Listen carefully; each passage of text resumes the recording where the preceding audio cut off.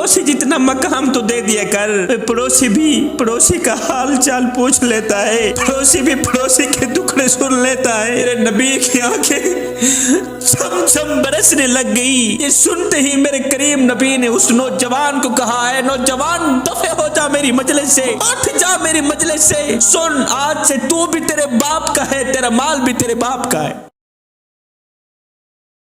मेरे करीम नबी ने फरमाया, जिसने सुबह सुबह अपनी माँ बाप की जियारत की, उठने के फौरन बाद जिसने सुबह सुबह अपने माँ बाप का चेहरा देखा, अभी बातचीत नहीं की, अभी गुफ्तगू नहीं की, अभी खिदमत नहीं की, अभी उनसे उनका हाल चाल नहीं पूछा, सिर्फ जियारत की, फरमाया सुबह से लेकर शाम तक इस शख्स के लिए जन्नत के 2 दरवाजे खोल दिए जाते। फिर मेरे करीम नबी से पूछा गया, हुजूर क़यामत कब आएगी? मेरे करीम नबी ने पहले ये नहीं फरमाया कि जब कुफ्र ज़्यादा हो जाएगा, ये नहीं फरमाया जब जिना आम हो जाएगा, ये नहीं फरमाया जब शराबें आम हो जाएंगी, ना ना ना, मेरे करीम नबी ने फरमाया, लोगों, जब लोग अपनी माँ से नौकरों की तरह सलूक करें, जब लोग अपने बाप से नौकरों की तरह सलूक करें, जब लोग अपने बूढ़े वालिदैन से नौकरों की तरह सलूक करें, तो जान लेना, पक्का यकीन कर लेना, क़यामत आ चुकी है, क़यामत आ गई। फिर एक दिन हज़रत मूसा अलैहिस्सलाम ने फरमाया, या बारी ताला, जन्नत में मेरा साथी कौन है? मेरे अल्लाह ने फरमाया, वो गोश्त बेचने वाला। मालिक, जन्नत में मेरा साथी कौन है? अल्लाह ने फरमाया, वही गोश्त बेचने वाला। मालिक, गोश्त बेचने वाला? कसाई? जन्नत में मेरा साथी? जी हाँ, कसाई जन्नत में तेरा साथी है। मालिक, मैं उसे देखना चाहता हूँ, कहाँ रहता है? फला बाजार में रहता है, गोश्त बेच रहा है। हज़रत मूसा अलैहिस्सलाम फ़ौरन उठे, बाज़ार की तरफ चल दिए। बाज़ार में गए, पूछा, मियाँ यहाँ एक कसाई है, गोश्त बेचने वाला कहाँ है? जी, उसने वो फट्टा लगा रखा, गोश्त बेच रहा है। मूसा अलैहिस्सलाम शाम तक उसे देखते रहे, वो आम इंसानों की तरह गोश्त बेच रहा है। गोश्त बेचते बेचते शाम हो गई। जब शाम हुई तो उसने थोड़ा सा गोश्त शापर में डाला। शापर में डालने के बाद उसने दुकान बंद की। अब घर की तरफ चला। मूसा अलैहिस्सलाम दौड़कर उसके पास गए, कहने लगे, मियाँ मैं मुसाफिर हूँ, आज मैं तेरा मेहमान बनना चाहता हूँ। उसने देखा हुआ नहीं था मूसा अलैहिस्सलाम को, नाम तो सुनता था मूसा का, पर देखा हुआ नहीं था। मियाँ आज मैं तेरा मेहमान बनना चाहता हूँ, मैं मुसाफिर हूँ। जी आ जाएं, बिस्मिल्लाह। मूसा अलैहिस्सलाम और ये शख्स इसके घर चले गए। इस शख्स ने सबसे पहले क्या किया, शापर से गोश्त को निकाला, धोया, हांडी चूल्हे पे रखी, गोश्त पकाया, अच्छा सा करके गोश्त पकाया, छोटे छोटे टुकड़े करके गोश्त पकाया। गोश्त पकाने के बाद हांडी हटाई, आटा गूंदा, रोटी पकाई और एक थाली के ऊपर गोश्त और रोटी सजाकर, सालन और रोटी सजाकर इसने थाली उठाई, एक कमरे के अंदर गया। वहाँ एक बहुत बड़ी बूढ़ी औरत, काफ़ी उम्र रसीदा औरत लेटी पड़ी है, ना हिल सकती है, ना चल सकती है, ना फिर सकती है, लेटी पड़ी है। इस नौजवान ने बिस्मिल्लाह पढ़ के दोनों हाथों से उसको सहारा दिया।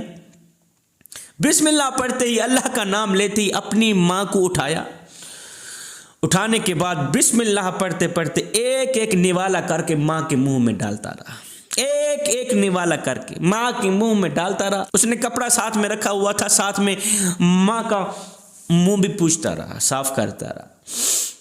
एक एक करके उसने सारी रोटी खिला डाली। जब माँ का पेट फुल हुआ तो माँ ने कुछ बुड़बुड़ाया। बुड़बुड़ाने के बाद इस शख्स ने फिर कपड़े से माँ का मुंह साफ किया, माँ को लिटा दिया, फिर माँ के कमरे की सफाई करने लगा। सफाई सुथराई करने के बाद मूसा अलैहिस्सलाम भी ऊपर से आ गए, देख तो रहे थे। मूसा अलैहिस्सलाम ने पूछा, मियाँ ये कौन है? कहा, मेरी माँ है। जब मैं सुबह सवेरे यहाँ से निकलता हूँ, अपने हाथों से आटा गूंथता हूँ, सालन तैयार करता हूँ, एक एक निवाला करके पहले माँ को खिलाता हूँ, फिर मैं खाता हूँ। माँ को खिलाता हूँ, माँ को खिलाने के बाद पानी भर के माँ के साथ रखता हूँ, माँ के कमरे की सफाई करता हूँ, सफाई सुथराई करने के बाद दुकान पे चला जाता हूँ, गोश्त बेचता हूँ, फिर शाम को आकर यही खिदमत सर अंजाम देता हूँ।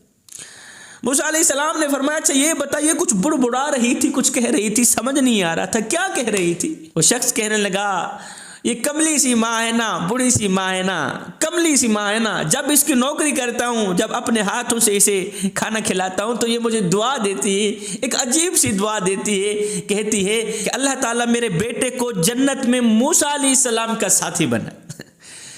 ये कमली सी माँ है ना, ऐसी ही दुआ देती है कि अल्लाह ताला जन्नत में मेरे बेटे को मूसा का साथी बनाए, जन्नत में मेरे लख्त जिगर, मेरे नूर नज़र, मेरी नौकरी करने वाले, मेरी खिदमत करने वाले बेटे को मूसा का साथी बनाए। हाय, साथ तो जन्नत का मांग रही थी, मिल दुनिया में गए, दुनिया में भी साथ, जन्नत में भी साथ। जवानों मुझे बताओ, माँ की दुआ कबूल हुई या ना हुई? जन्नत का साथ मांग रही थी, जन्नत तो अभी काफी दूर थी, पता नहीं कब आनी थी, साथी को अल्लाह ताला ने पहले घर में पहुंचा दिया है। ये है माँ की दुआएं, ये है माँ की दुआओं का अजर। हज़रत मूसा अलैहिस्सलाम की वालिदा का इंतकाल हो गया, माँ फोत हो गई। आपको है तूर पर अल्लाह से हम कलाम होने के लिए जा रहे थे, अल्लाह से बात करने के लिए जा ही रहे थे, एकदम आवाज़ आई, मूसा संभल के आना, मेरे मूसा संभल के आना। आज दुआएं देने वाली माँ नहीं रही, आज माँ की दुआ तेरे साथ नहीं है, संभल के आ। मेरे हुजूर अलैहिस्सलाम जब मेराज पर गए ना, तो आपने जन्नत का दौरा किया। आपने जैसे ही जन्नत में कदम रखा तो वहाँ कुरान मजीद की तिलावत की आवाज़ गूंज रही थी, मीठी मीठी प्यारी सी आवाज़ गूंज रही थी, उसने सारी जन्नत को गूंज के रख दी। मेरे नबी ने फरमाया, किसकी आवाज़ है जो जन्नत में गूंज रही है? फरिश्तों ने कहा, हुजूर ये आपके सहाबी हैं जिनका नाम नोमान बिन हारिसा, ये नोमान बिन हारिसा की आवाज़ है जो जन्नत में गूंज रही है। मेरे करीम नबी ने फरमाया, मेरा नोमान बैठा मदीने में, बैठा मदीने में है, बैठा ज़मीन में है, आवाज़ जन्नत में कैसे गूंज रही है, क्या वजह है? फरिश्तों ने कहा, हुजूर वजह असल में ये है कि आपका जो नोमान है ना, आपका ये जो साहबी है ना, ये वालिदैन का खिदमतगार है, माँ की जूती खुद साफ करता है, माँ के कपड़े खुद धोता है, माँ को कंघा खुद करता है, माँ की जुएं खुद निकालता है, सर पे तेल खुद डालता है, अपने हाथों से आटा गूंथता है, अपने हाथों से सालन बनाता है, बिस्मिल्लाह पढ़ता रहता है, खुद अपने हाथों से एक एक निवाला करके माँ के मुंह में डालता है, माँ का फर्मा बरदार है, माँ का नौकर है, माँ का मुलाजिम है। माँ की खिदमत की वजह से आज नोमान बिन हारिसा की आवाज़ जन्नत में गूंज रही। एक नौजवान मेरे हुजूर अलैहिस्सलाम की खिदमत में हाजिर हुआ, कहने लगा, हुजूर मेरा बाप मेरा माल खर्च कर लेता है, मुझसे पूछता तक नहीं। उसे कहो कम अज़ कम मुझसे पूछ तो लिया करे कि माल कहाँ खर्च करना है, कहाँ नहीं करना। मेरा बाप मुझसे पूछे बगैर मेरा माल खर्च कर लेता है। हुजूर मेरे बाप से पूछा जाए। मेरे हुजूर अलैहिस्सलातु वस्सलाम ने उसके बाप को तलब किया। उसके बाप को जब पता चला कि मेरा मुकद्दमा हुजूर की अदालत में पेश हो गया है, मेरे बेटे ने मेरी शिकायत लगा दी है, तो शिकायत का सुनकर इस बाप ने दिल ही दिल में कुछ अशार पढ़े, एक दर्दनाक अशार पढ़े। इधर से ये अशार पढ़ रहा था, उधर से हज़रत जिब्रील अलैहिस्सलाम मेरे नबी की खिदमत में हाजिर हुए, सलाम पेश किया। हुजूर अल्लाह आपको सलाम देता है और साथ में कहता है, वो जो बाप आ रहा है ना, जब वो आएगा तो उसे कहना कि तेरे मुकद्दमे का फैसला बाद में करेंगे, पहले वो अशार सुना जो तूने दिल ही दिल में पढ़े, तेरे मुकद्दमे का फैसला बाद में किया जाएगा। वो अशार जो रास्ते में आ रहा था तूने दिल ही दिल में पढ़े ना, पहले वो अशार सुना। जिब्रील वहाँ से चले गए, ये बाप हाजिर हो गया। जी आका, आपने बुलाया था बंदा नचीज़ को, मालिक आपने नौकर को तलब किया, आपने ग़ुलाम को तलब किया। मेरे हुजूर अलैहिस्सलातु वस्सलाम ने फरमाया, बंदे मियाँ तेरे मुकद्दमे का फ़ैसला बाद में किया जाएगा, पहले वो अशार सुना जो तूने दिल ही दिल में पढ़े, जो रास्ते में आया ही ना, दिल ही दिल में पढ़ता आया है। वो अशार सुना, बाद में तेरे मुकदमे का फैसला करेंगे। अब वो अशार इतने दर्दनाक थे, वो अशार सुनते भी रहे, मेरे करीम नबी छम छम रोते भी रहे, नबी की आंखें छम छम बरसती रही, रोते रहे, तड़पते रहे। उन अशार का तर्जमा कुछ यूं था, कहा, अय मेरे बेटे, जब तू पैदा हुआ था मैंने अपनी जात के लिए जीना छोड़ दिया। जब तू गोद में था मैं उस वक्त भी तेरे लिए परेशान था और मैं आज भी तेरे लिए परेशान हूं। तेरी एक मुस्कुराहट देखने के लिए हम सारी सारी रात तड़पते रहते थे, तुझे सुलाते थे, खुद जागते थे। तेरी आह पर हमारी आह निकलती थी, तेरी हाय पर हमारी हाय निकलती थी। सारा दिन तेरे लिए खाक छानता रहा, रोजी कमाता रहा, दिन रात एक करके मैंने तेरे लिए रोजी रोटी का बंदोबस्त किया कि मुझे कुछ मिले ना मिले, मेरे बेटे को खाने को रोटी मिल जाए, मेरे बेटे को रोटी का टुकड़ा मिल जाए, मेरे बेटे के चेहरे पर मुस्कुराहट नजर आ जाए, चाहे मेरे आंसुओं के समंदर क्यों ना इकट्ठे हो जाएं। बेटे, जब तू बीमार होता तो हम तेरे लिए तड़पते रहते, तेरे एक पहलू बदलने पर हम हजारों वसवसों का शिकार होते रहते।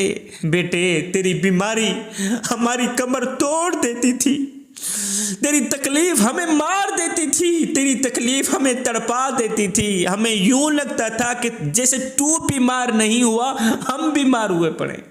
हमें यूं लगता था तू तकलीफ में नहीं है, हम तकलीफ में। तेरी तकलीफों को हम अपनी तकलीफें समझते रहे, तेरे दर्दों को हम अपने दर्द समझते रहे।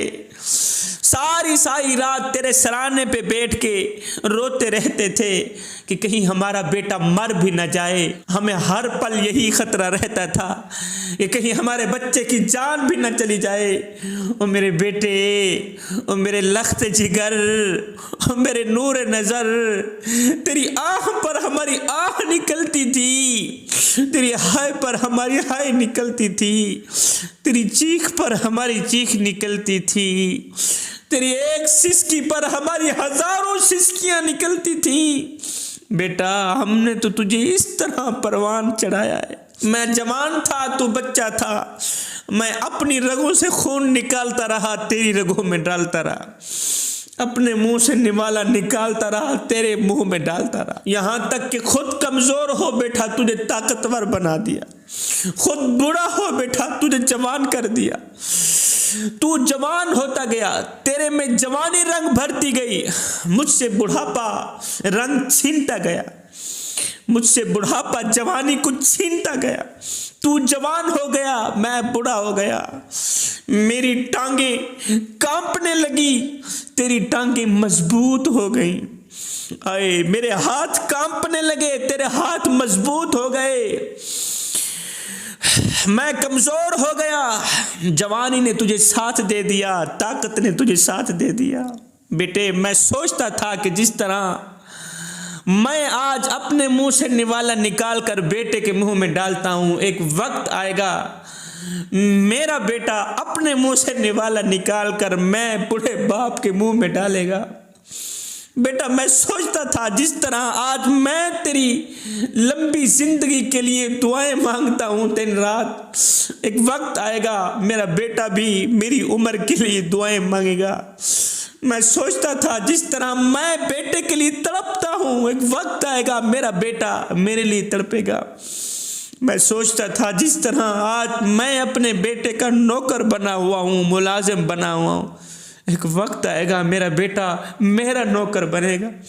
मैं सोचता था जिस तरह मैं आज अपने नन्हे से बेटे की उंगल पकड़ के चलता हूँ, उसको सहारा देता हूँ, एक वक्त आएगा यही बेटा मेरी उंगल पकड़ के मुझे सहारा देगा। दिन रात तेरी लंबी उम्र के लिए दुआएं मांगता था कि कभी तो ये मेरा सहारा बनेगा, कभी तो ये मेरा सहारा बनेगा। मैं दिन रात तेरे लिए दुआएं मांगता था कि कभी तो ये मेरा सहारा बनेगा। है बेटे, एकदम तू मुझे घूर से देखने लगा, तेरी आंखें माथे पे चढ़ गई। मैं सोचता था कि जैसे मैंने तुझे पाला है, एक दिन आएगा तू मुझे पालेगा, मगर बेटे तेरा लहजा बदल गया, तेरी सोच बदल गई, तेरे तेवर बदल गए, तेरी आवाज बदल गई, तू तलख लहजे में बात करता है। तो एकदम मुझे घूर के देखने लगा, तेरी आंखें माथे पे चढ़ गई और तू मुझे यूं समझने लगा जैसे मैं तेरा नौकर हूं। तो मुझे यूं समझने लगा जैसे कि मैं तेरा ज़र खरीदा गुलाम हूं। बेटे जब मैंने सुना कि मैं अब भी तेरा नौकर हूं तो मैंने 27 साल जिंदगी को झुटला दिया, 27 साल उस जवानी को झुटला दिया, 27 साल अपनी मेहनत को, अपनी कुर्बानियों को झुटला दिया। हाँ, मैं तेरा नौकर हूं, तू मेरा आका। मैं नौकर, तू मालिक, मैं गुलाम, तू सरदार। मैं नौकर, मैं तेरा ज़र खरीदा गुलाम, तू मेरा मालिक, तू मेरा आका, तू मेरा सरदार। जा बेटे तू खुश रहे, तू छोटा था, मैं तेरा नौकर था, आज बड़ा हो गया है, फिर भी नौकर बन भी जाऊंगा। कौन सी मेरी शान गिर जाएगी, कौन सी मेरी इज्जत पे दाग लग जाएगा। तू बच्चा था तो मैं तेरा नौकर ही तो था, मैं तेरा गुलाम ही तो था। आज तू जवान है तो मेरा बेटा। आज भी अगर मैं तेरा ज़र खरीदा गुलाम बन भी जाऊंगा तो कौन से मेरे मकाम पे धब्बा लग जाएगा, कौन से मेरी शान पे धब्बा लग जाएगा। बेटे ये तू भूल गया कि मैंने तुझे किस तरह पाला, मैंने तुझे किस तरह जवान किया, दिन रात एक करके कमाता रहा। गर्मी के मौसम में तत्ती रेत पे सारा दिन खाक छानता रहा कि मुझे कुछ मिले ना मिले, मेरे बेटे को रोटी का टुकड़ा मिल जाए। खुद प्यासा रहा, तुझे पिलाता रहा, खुद भूखा रहा, तुझे खिलाता रहा। क्या तू मेरी उन कुर्बानियों को भूल गया, उन मेरी मेहनतों को भूल गया, उन मेरे एहसानात को भूल गया, उन मेरे जज्बात को भूल गया। चल बेटे आज मैंने अपनी खुशियों को दफन कर दिया अपने सीने में, अपनी 27 साल जिंदगी को दफन कर दिया अपने सीने में और सीने को कब्रिस्तान बना डाला। लेकिन बेटे आज तो मेरे साथ वो कर रहा है जो कि इतना आका भी अपने गुलाम के साथ नहीं करता। आज तो मेरे साथ वो सुलूक कर रहा है जो कि इतना आका भी अपने ज़र खरीदे गुलाम से नहीं करता। अगर तू मुझे बेटा बनकर नहीं दिखा सका, अगर तू मुझे बाप का मकाम नहीं दे सका, तो कम से कम एक पड़ोसी जितना मकाम तो दे दे, पड़ोसी जितना मकाम तो दे दिया कर। पड़ोसी भी पड़ोसी का हाल चाल पूछ लेता है, पड़ोसी भी पड़ोसी के दुखड़े सुन लेता है, पड़ोसी भी पड़ोसी के दर्द सुन लेता है, पड़ोसी भी पड़ोसी का हाल चाल पूछ लेता है, पड़ोसियों से पानी भी पूछ लेता है, खाना भी पूछ लेता है, उनके दुखों में शरीक भी हो जाता है, उनके दर्दों में शरीक हो जाता है। चल मुझे बाप जैसा मकाम नहीं दे सका तो पड़ोसियों जितना मकाम तो दे दिया कर मेरे बेटे। तो मुझे पड़ोसियों जितना मकाम भी नहीं देता।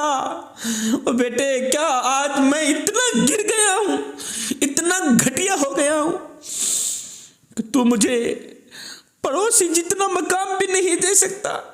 आए मेरे नबी की आंखें छम छम बरसने लग गई। मेरे नबी ये दर्दनाक अशार भी सुनते रहे, आंखें खून के आंसू बहाती रही। ये सुनते ही मेरे करीम नबी ने उस नौजवान को कहा, है नौजवान दफे हो जा मेरी मजलिस से, उठ जा मेरी मजलिस से। सुन आज से तू भी तेरे बाप का है, तेरा माल भी तेरे बाप का है, तू भी तेरे बाप का, तेरा सारा माल तेरे बाप का।